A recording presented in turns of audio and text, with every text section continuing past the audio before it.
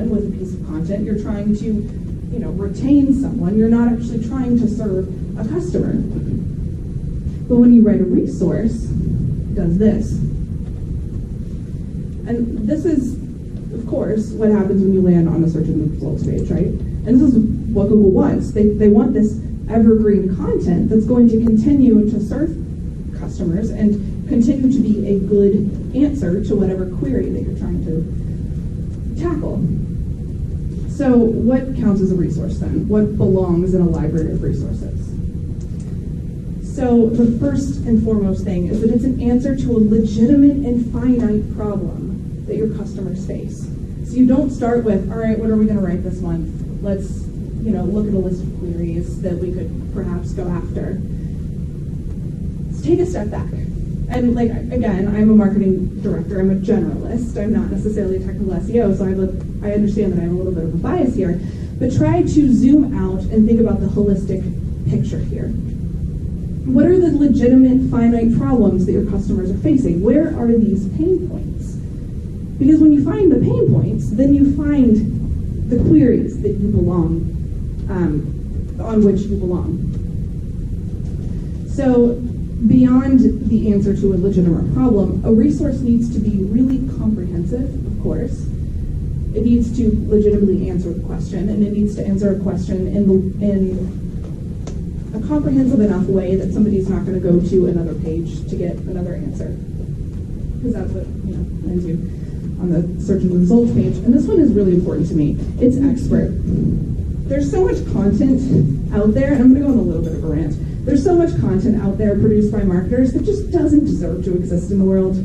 It's just parroted based on Googling and clicking on other posts on the search and results page and saying all right, this other person says these 5 things, so that's probably what Google wants on the page. And so it's just sort of Frankensteined together based on things other people are saying on the internet, and that is bullshit. Don't do that.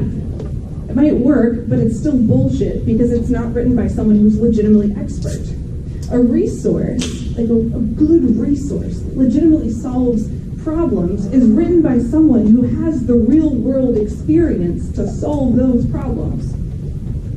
So in the world of travel, which is my industry, we have travel writers who specifically have the life experience to write a post. So for instance, we have one of our best posts is how to pack for Morocco. The woman we had write that post lived in Madagascar and has been to Morocco 10 times. It's not someone who went to Morocco once on a 2-week vacation and packed for it once.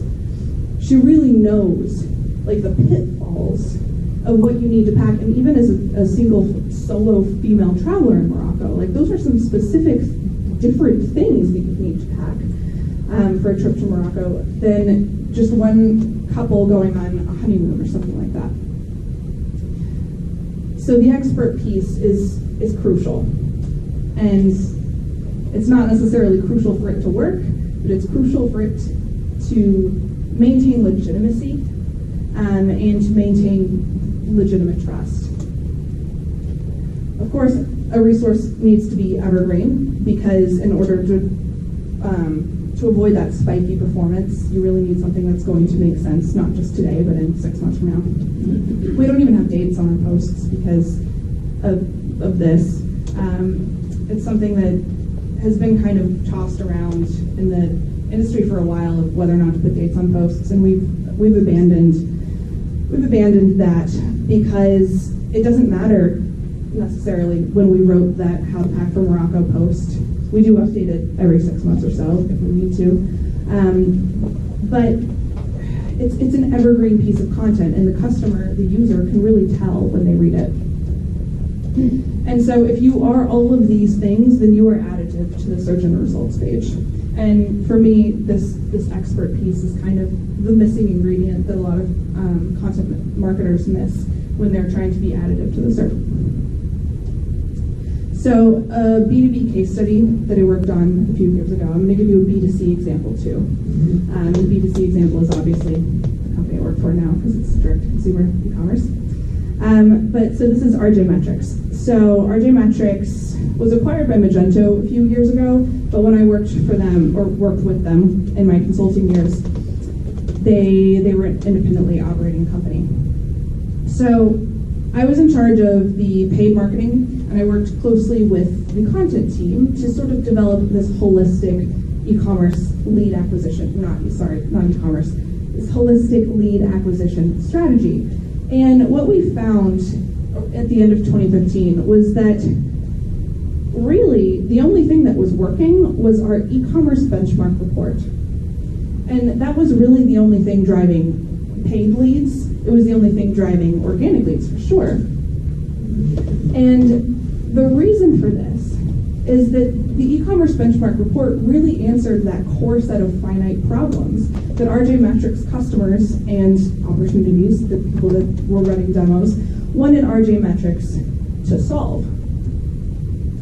Our blog, pretty pitiful.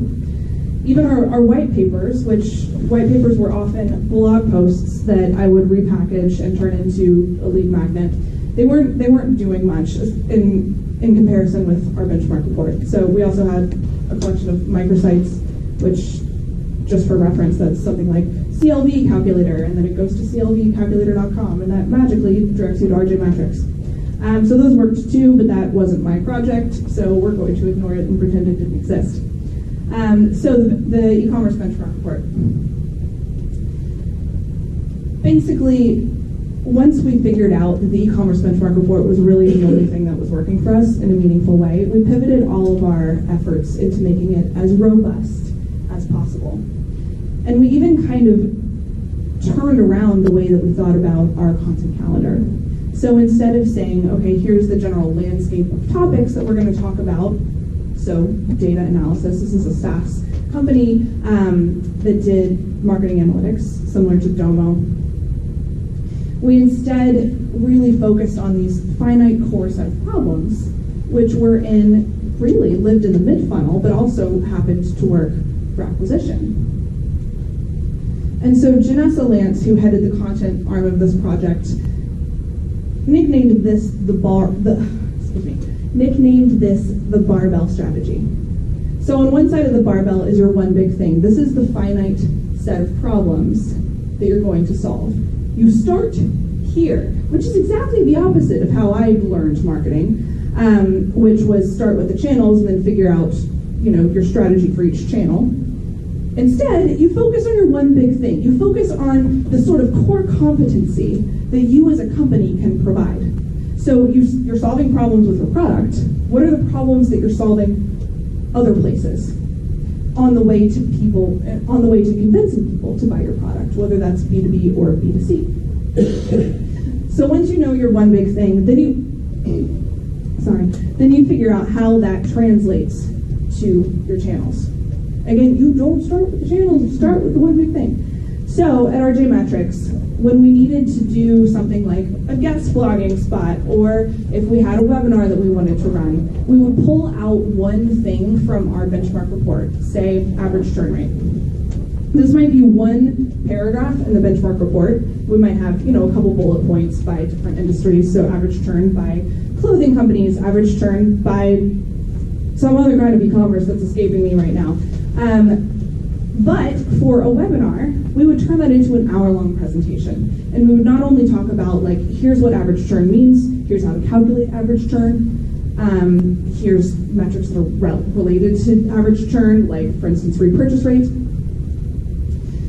But we would also really go into kind of a deep dive of average churn by industry and just turn it into a major exploration of that one paragraph that was in the e-commerce benchmark report. So that might sound really quite simple, but it's a fundamental perspective shift, because usually these are kind of siloed things. Like, okay, we're going to do some webinars, we're also going to have a blog, we also have some PR things that we're doing, but our agency handles that, so don't worry about that. Instead of having these sort of siloed channels, it's all revolving around this one major piece of content that solves this core set of finite problems that your customers face. And so that's kind of the big takeaway here, is that you want to zoom out instead of saying, all right, we're going to try this thing, we're going to do this new test, we're going to explore this new landscape of topics.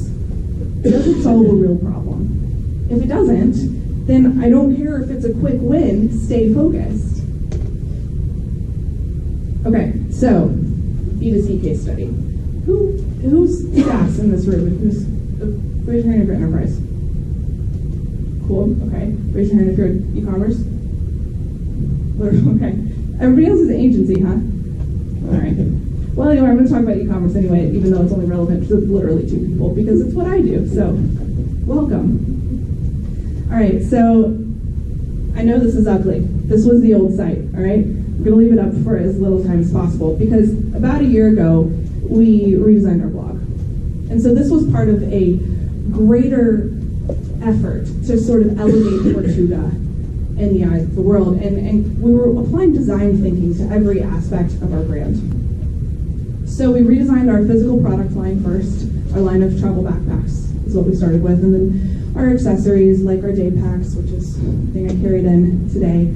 And then we redesigned our online store.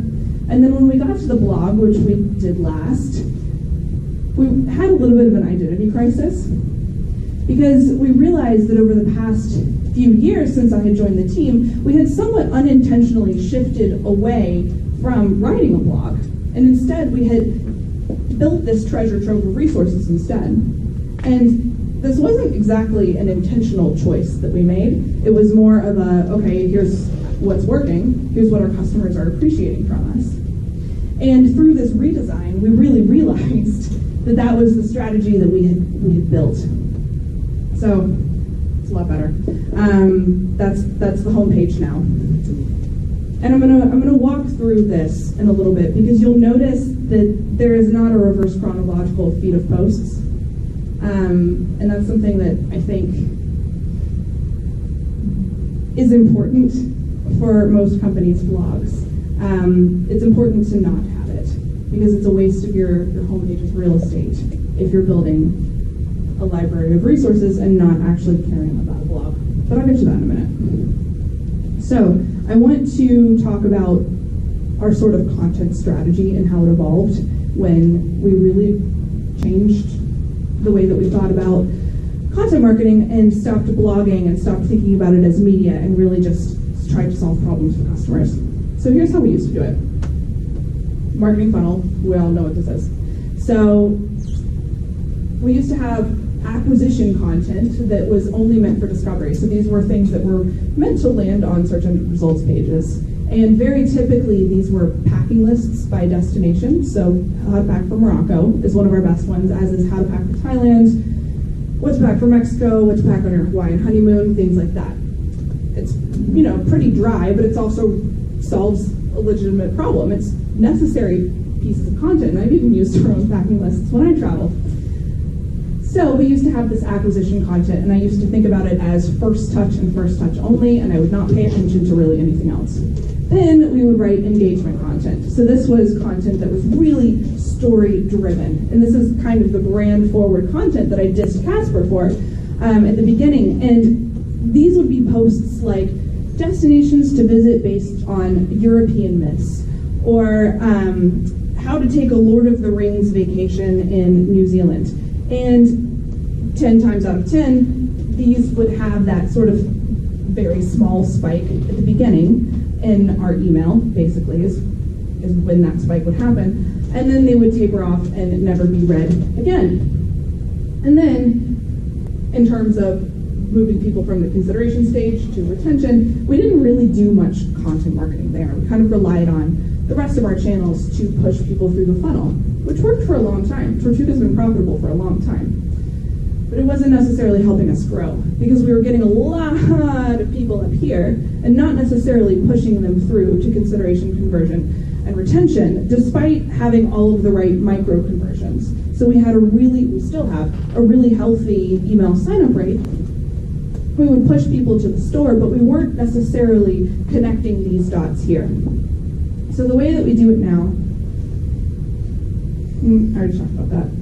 Talked about that too. So the way that we do it now is not much different in terms of discovery. So this is kind of something that I think probably everyone in this room knows how to do is how to write a post that's going to land on a search engine results page, and it's going to be highly optimized, right? Don't need to talk about that. That's really the primary goal for getting people into the discovery phase for Tortuga. But first touch is not the end all be all. Just like if you are writing, or if you are measuring last touch only, it's ridiculous at this point. I think people rely too heavily on first touch attribution and really ignore the mid-funnel, and I think that's a damn shame, because content marketing really thrives in the mid-funnel, especially for a company like Tortuga, where our average time to purchase, y'all, is about 30 to 90 days. So we have this really high burden of education, because if you think about it, you only really need so many carry-on backpacks. Probably only need one, really. And so if you're only going to need one of a product, then you're going to do a lot of research. And that research is not necessarily just going to be limited to Tortuga versus Osprey, or Tortuga versus Manal, which are two of our biggest competitors. I have those pages too. But you're also going to be researching for your trip. You're going to be researching what are the best travel pants, what are the best water filtration bottles, because I'm going to Guatemala and I can't drink the tap water and I don't want to buy bottled water everywhere I go.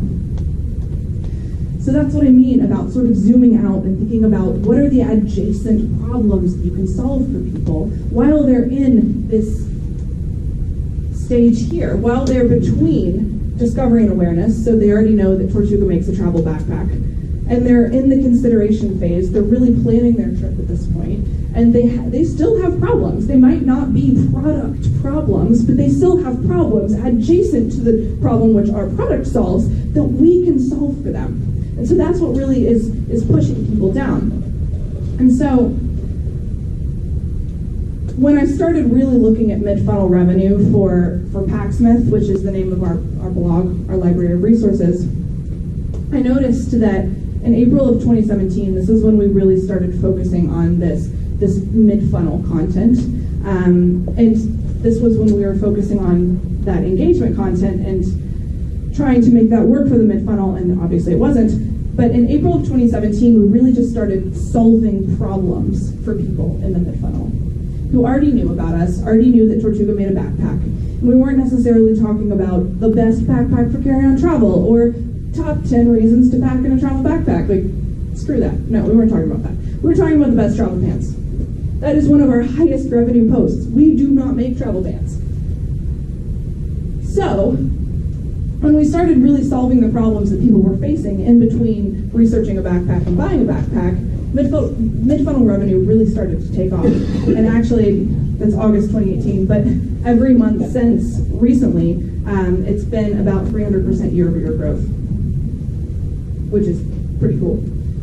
So, in between discovery and conversion, what we found works is that in between discovery and awareness, so when they find out that Tortuga makes the travel backpack, but really don't necessarily know how to spell our brand, haven't visited our site more than once, people are still really looking for air travel tips. So we started writing air travel tips, obviously, like how to get airport lounge access, how to survive a long layover, guides to travel hacking, so best credit cards to buy, best credit cards to have to get points. Once they're sort of aware of us and moving into this sort of, maybe I'll buy one of these backpack stages, they're still somewhat looking for air travel, but they're also starting to look at travel gear more broadly. So we have a lot of posts that are really related to travel gear more broadly, like the best travel pillows, why RFID blockers are absolutely bullshit, you don't need one, trust me, you don't, go read that post. The best men's travel blazers, because people are really researching to death what they're going to pack on this trip. They're not just researching travel backpacks. It'd be great if they did that too. But they're not just researching travel backpacks. They're not just buying luggage. They're probably buying a lot of other things.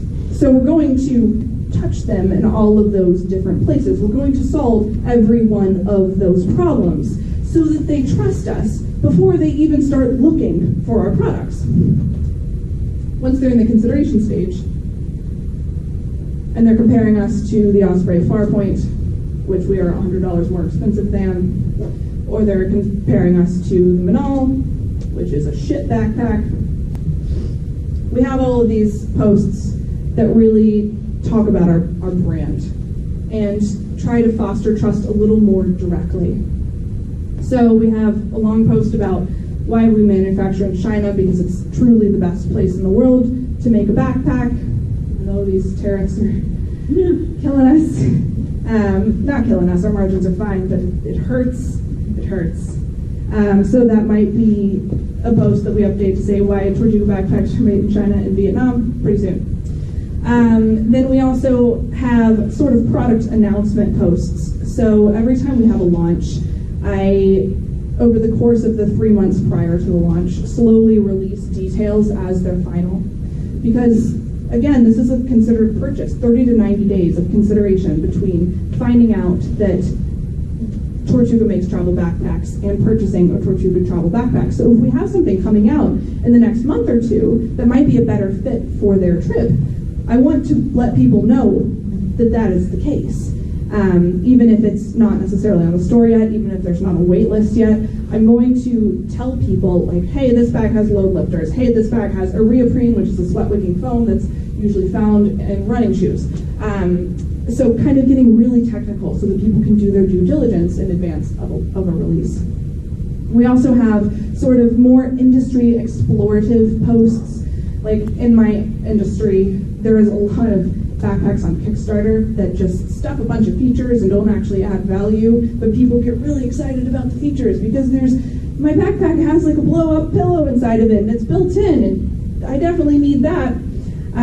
So that post sort of explores the problem with that and kind of dispels the notion that that is necessary. And then once people have really trusted us via the indirect problem solving and then the direct, hey, here's why you might resonate with Tortuga as a brand, and they've converted, we have this sort of problem solving from a customer perspective content approach too. So we never discount our products unless we're retiring something. We never run a sale ever, which makes my job pretty hard. But again, profitable, we're doing something right, we're doing a lot right. So we have a post about why we don't do them, because every November we get Tortuga Black Friday sales queries, and this post will come up and be like, hey, here's a long post about our strategy and reasoning why we don't ever discount our products. Same with, man, we're growing so quickly that we're out of stock all the time. That hurts too. It's a really good problem to have, and yet it's still a problem. I'm really hoping in 2019 that won't be the case, but as I stand here today, we are out of stock of 4 of our most popular products, which means my revenue reports at the end of the month are going to be a little painful. But we have a post from our CEO that is really explaining, here's why we've been stocked out, and here's what we're doing to fix it. We just hired somebody to manage our supply chain because the CEO and I don't have supply chain experience, and I'm bad at forecasting, y'all, clearly. So we needed somebody who was really good at forecasting.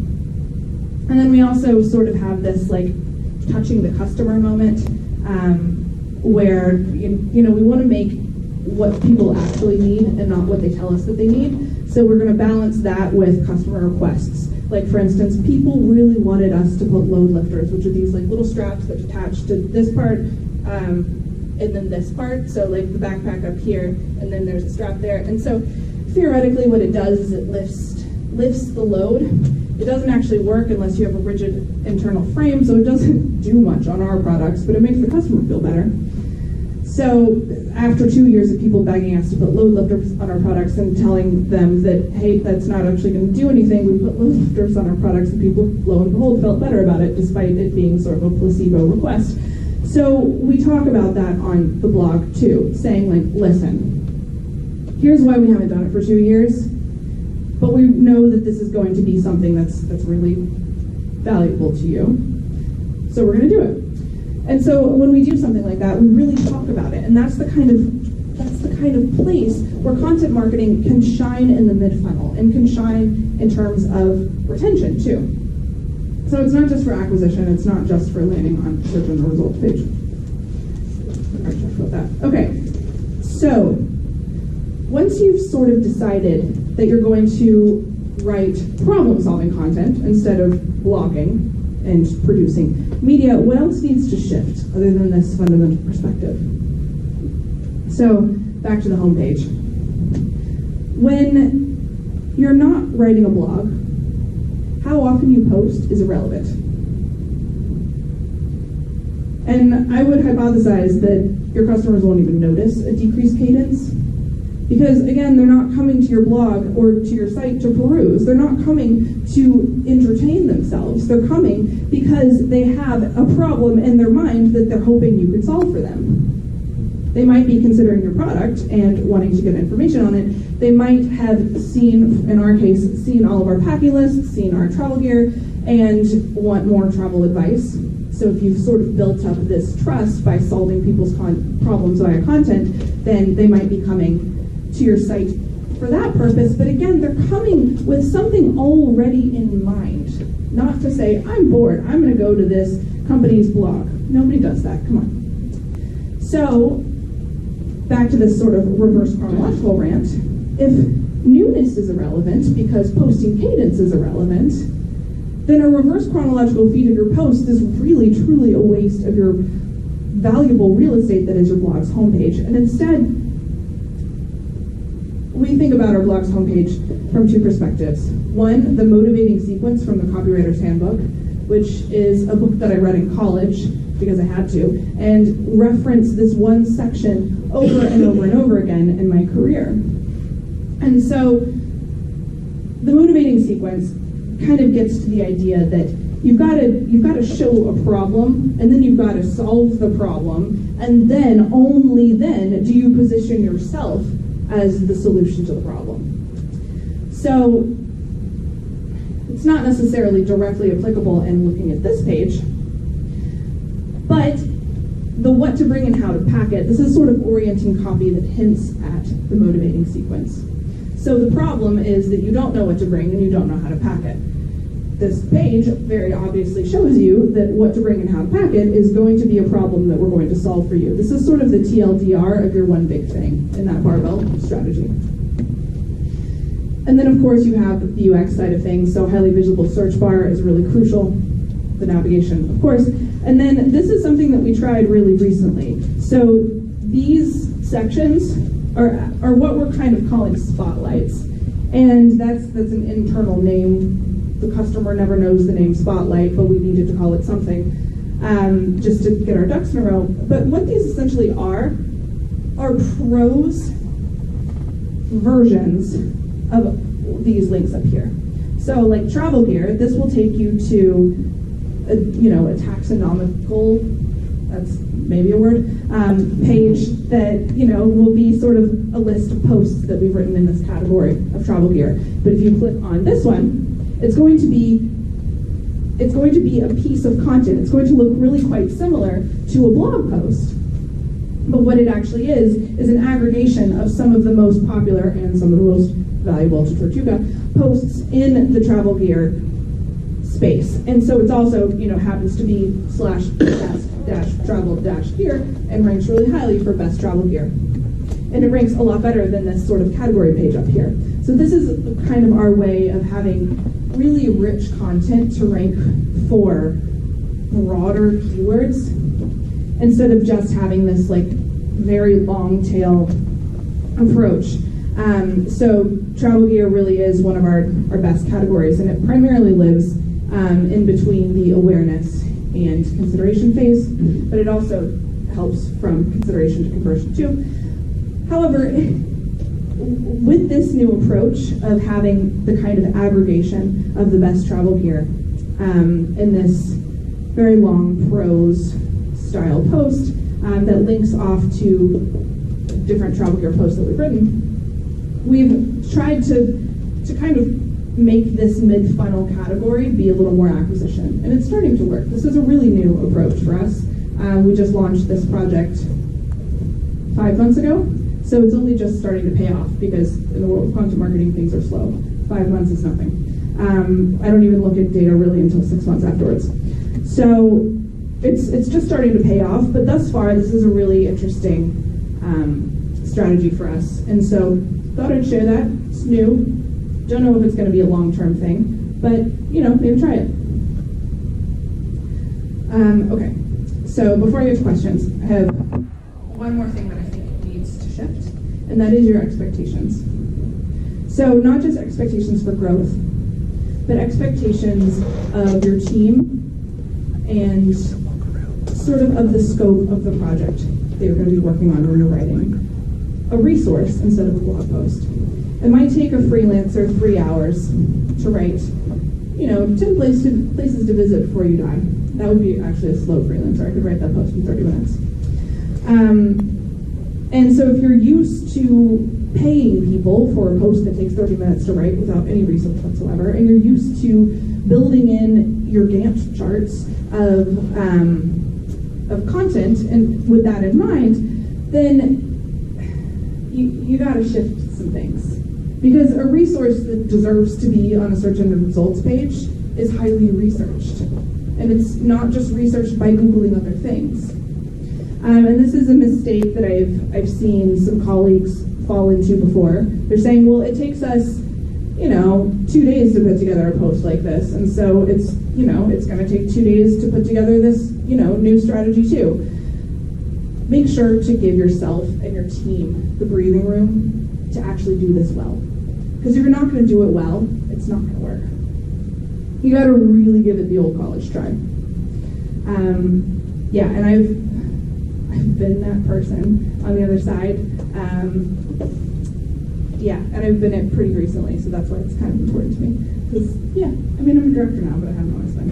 I've definitely had bosses say, like, great, crank out this thing that, is 10 times the scope of the previous thing and do it tomorrow. Cool, thanks, bye. So don't do that. Okay, questions?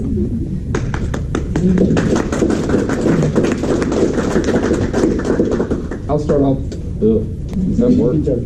We can hear you. Green, you got almost the microphone. All right. I'll start off with one, and then we'll open it up. But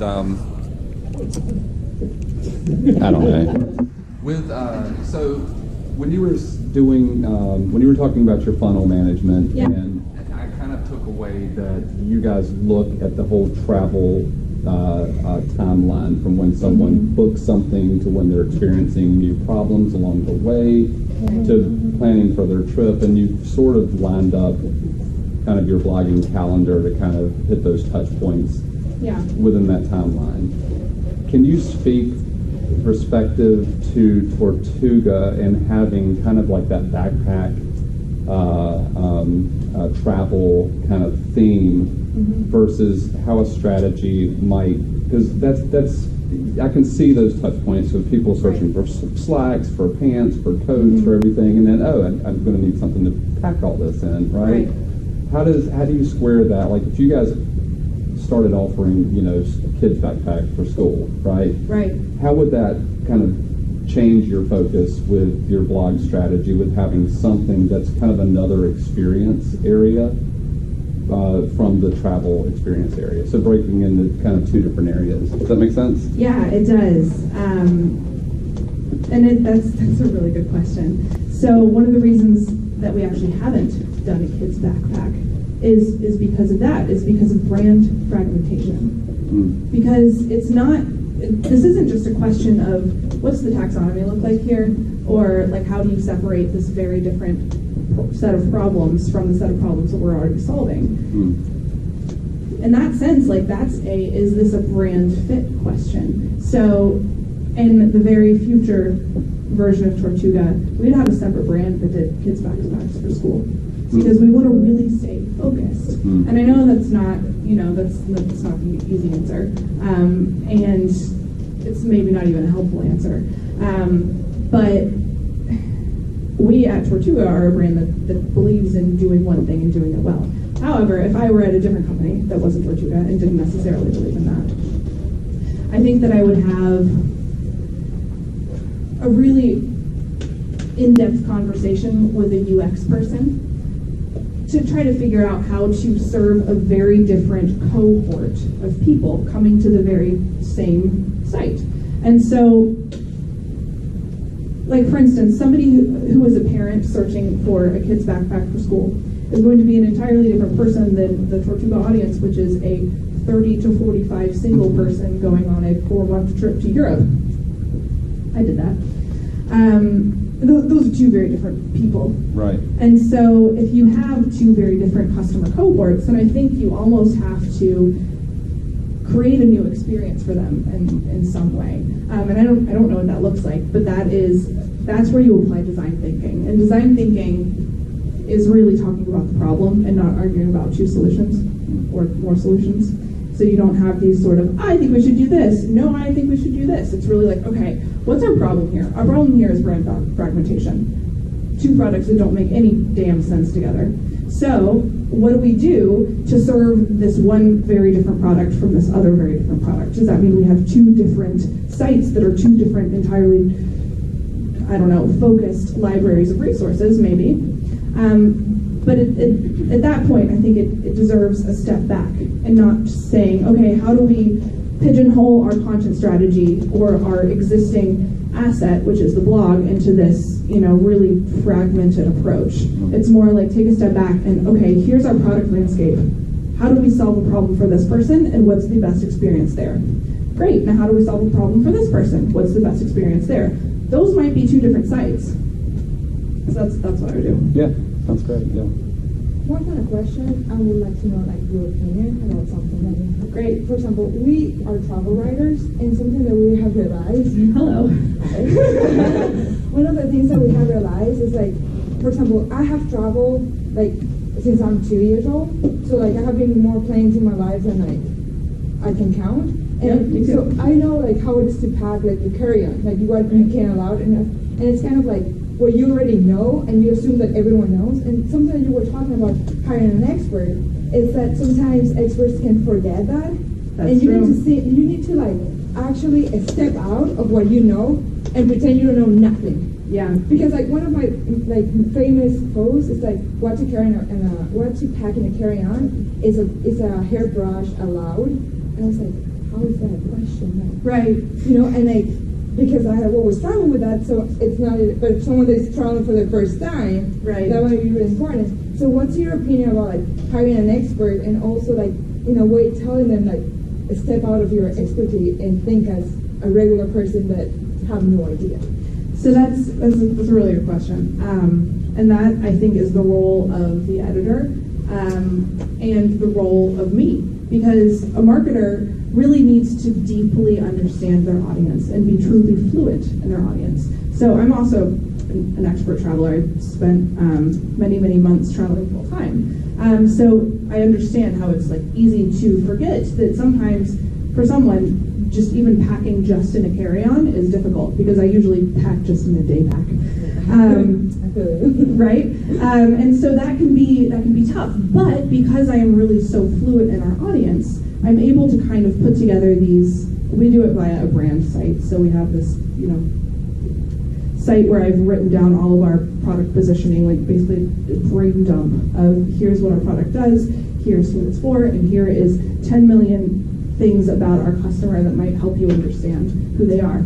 And I've also put together personas and muses for those writers. So those muses actually have names, and they are, the most common names of our customers. And they're highly data driven. Every piece in the muses doc, which I can get into if people are interested in, is rooted in a piece of data about our customer base. And so because it has a face and a name, I use my friends' faces.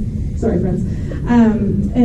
And these people have names, and they have sort of stories, and they have human pieces to accompany the vast amount of data that's in this doc. The writer can kind of relate to it and say, okay, I'm talking to Sarah about how to pack a hairbrush. I'm not just talking to a general person who doesn't know how to pack their suitcase. And so that's really my job, is to kind of translate that fluency to the writer and help them note those places where it's okay, if you were talking to a friend who didn't know all of these things, how would you write? So I think there's a balance, and I think just being a travel writer isn't necessarily enough in order to build a something to the scale that Tortuga has. And it's also not enough to just be a marketer, because I can't necessarily connect to the audience in the way that an incredible travel writer can. Right.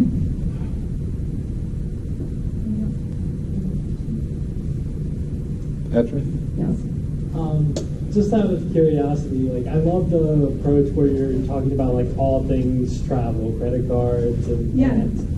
Have you like looked into monetizing those posts, like do affiliate stuff or anything? Like, I know credit card rewards, like they have huge bonuses for referrals and that kind of thing. So the only place that we've dabbled in that is in Airbnb credits before they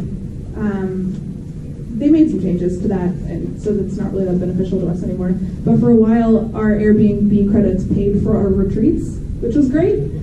So we're a fully remote team, and once or twice a year, we all travel together and rent a massive Airbnb in somewhere like Lisbon or Montreal and just hang out for a week.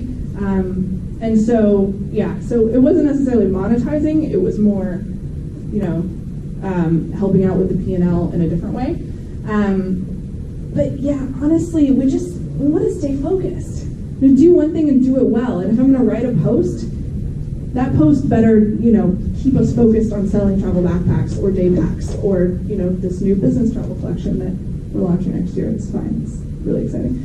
And so, yeah, I think it's more helpful instead of getting distracted by this sort of tiny drop in the bucket of revenue, at least for a company like us. Instead of getting distracted by that temptation, is to really just focus on problem solving and building content that's going to convert and add to our revenue in a meaningful way instead. I wouldn't say the same for a media company, though. Can we buy links? No. Sorry. Yes. So I'm curious, you mentioned the water bottle post. Yeah. And somebody that's in the market for a water bottle may or may not be in the market for a bag. Okay. So I presume that you get a fair amount of traffic to that post that is not actually interested in the bag. Yeah. How are you leveraging that traffic to be able to bring in the sale and to root it in a client that I've worked with recently? A real estate agent has a blog on their site, and they have an article that talks about running groups in the triangle. And that article brings in, it's the most traffic for any one post. Right. It's not the most for the whole site, but for any one post. But people 99% of the people just immediately leave and do nothing after that. How would you address that? I don't. We are not mass market. We are niche. I am fine with being niche. The vast majority of people who read that the best water bottles for travel post are not going to be our people. But some of them will be. And the ones that are also going to research merino versus poly blends for travel. We're number one there too. They're also going to research travel hacking. We're going to hit them everywhere else. So that's kind of the goal. And I've tried all of the tactics. I've done the remarketing ads, and I've done the sort of, hard-hitting micro conversion to capture that email sign-up and the really annoying pop-ups that everyone hates, but that happen to work really well. And what I found for Tortuga is that didn't really make a difference to the bottom line. It made a difference to micro conversions, but it didn't necessarily change the number of customers that we were acquiring. And that's because we are truly a niche brand. And so instead, yes, a lot of people, we do see a lot of attrition after a post like that. I'm okay with that, because eventually, if they're the right kind of person, they're going to find us another way too, and probably several more times, because we are everywhere in this kind of audience's landscape. So, yeah, that's how I address it, is by not necessarily frantically trying to recapture that visit. It's by trying to serve that customer again in another way and to solve another one of their problems. And so it's a slow game, and that's kind of, it's tough to kind of track that, but we've gotten better at it. Yeah, anyway, that's my approach. What about with budget allocation? Knowing that that post is not going to convert as well, do you tend to spend a little less time and money on that post versus others that you think are going to convert more directly to sales? So our conversion rate from blog post read to purchase is about 0.09%. But on my first slide, it's content marketing is still our biggest channel. So no, we don't spend less time. We don't spend less money. Our return on spend for Packsmith, which is again the name of our blog, is about 900%.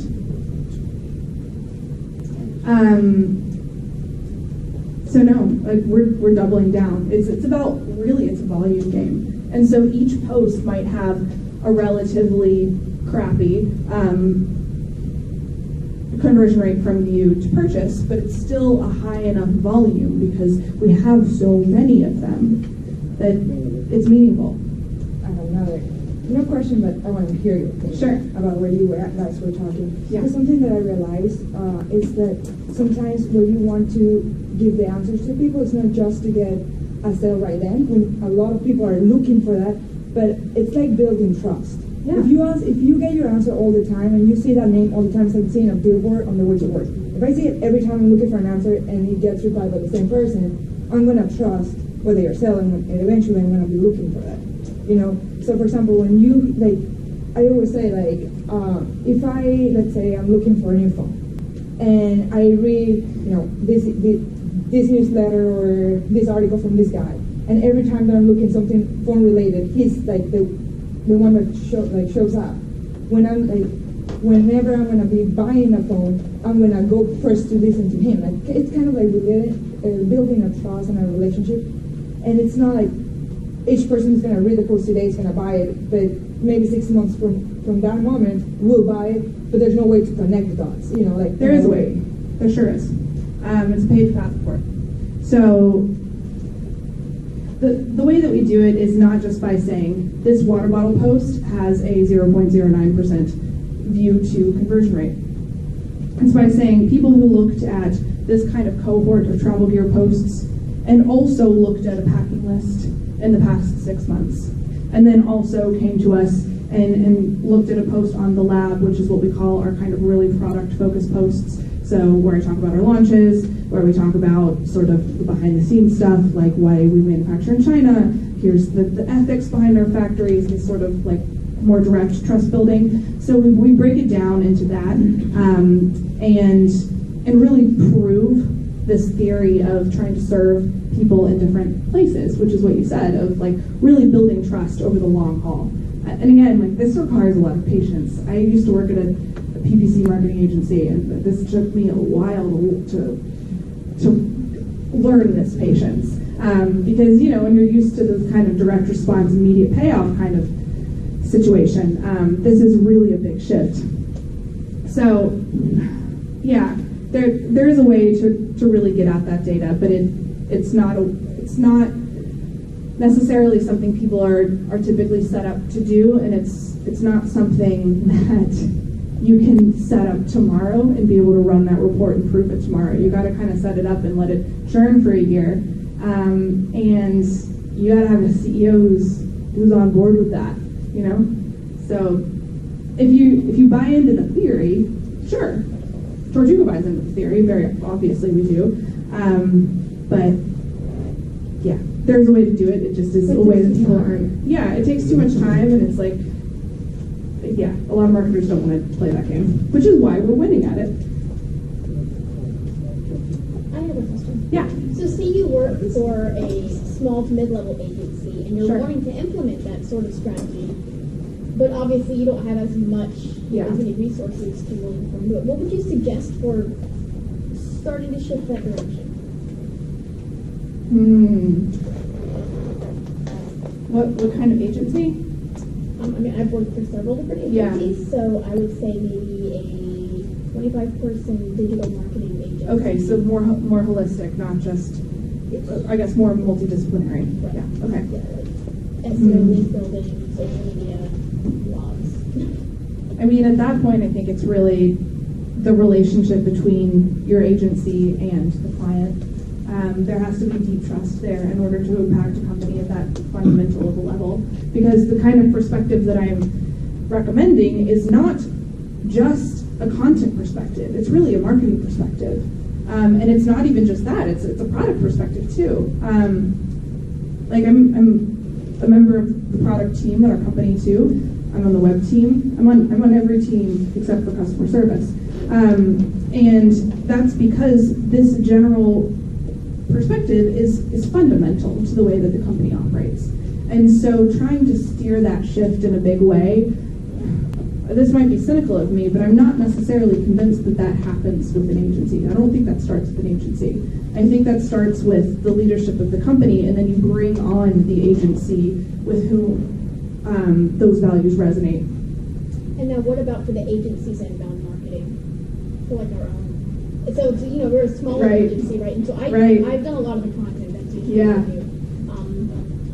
And I've always actually really agreed with that. Yeah. I've never heard it so succinctly put out, but that's like how I've always felt. Awesome. Like we're missing some touch points that are really Mhm. obvious, and you just like laid it all out. And I was like, that's it. That's what I've been thinking this whole time. Hooray. So I'm really happy to I helped hear it. one person. Yes, but it definitely is something that and the different agencies I've worked with that Right. we've struggled with, because if you've got 3 content people at most, right, it's harder to create that kind of strategy because we need those quick wins. Why? Why do you need the quick wins? So CEO tells us. No, Yeah. right, okay. No, okay, that makes sense. So basically, Yeah. Why do you need the quick wins? Can I chime in? Yeah, no, please chime in. Because I think, well, I mean, we're a little bit. Yeah. So we were originally, not anymore, we were originally a partner agency with HubSpot at their big inbound marketing, institution. Yeah, Janessa, the person I worked with, is now their head of content. So Yes. yeah, interesting. So when we were first starting out, they would tell us, even if you're going to sell inbound, if you're small and you're new, you can't start with inbound unless you have tons of investor funding. Because it takes time to Or see if you have results. another job and are patient. Yeah. Right, but let's say That's how we did Okay, that makes sense. So, like, a theory that we had, for example, was to just start with a specific service and maybe say a specific thing such as influencer marketing. Maybe do that as through inbound marketing, content marketing, and have more of a long-term, slower tactic with that specific service, and then keep doing what we're doing with everything else. What are your thoughts on that?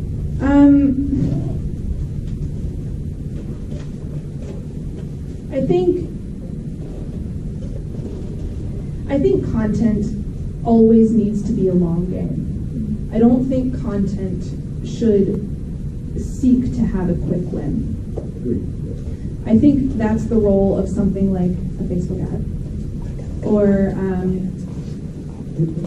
I don't know, maybe an influencer marketing campaign. But I think content is the thing that you decide to work on to make work for you a year from now.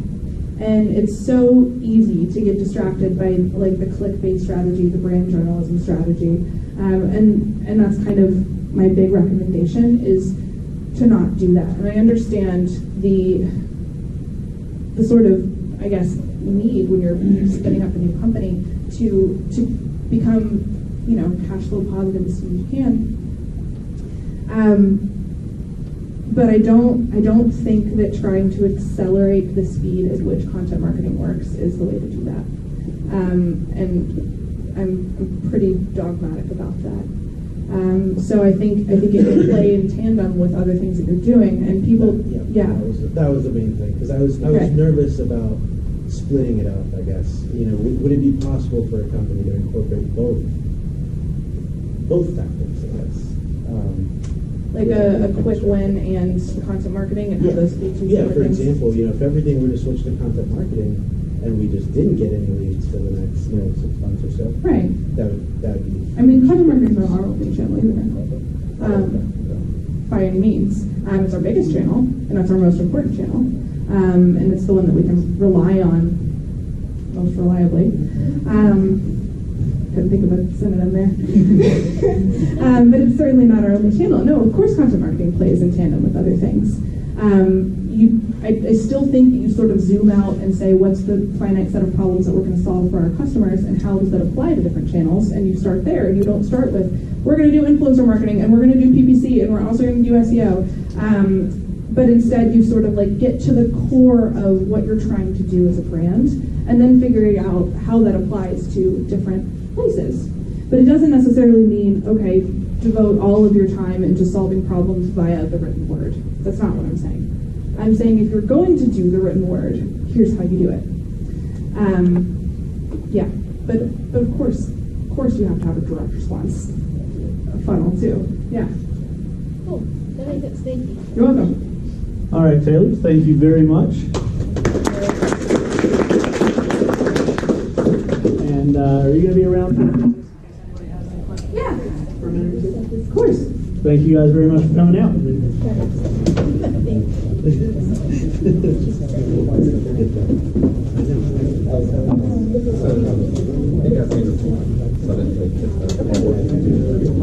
I'll get your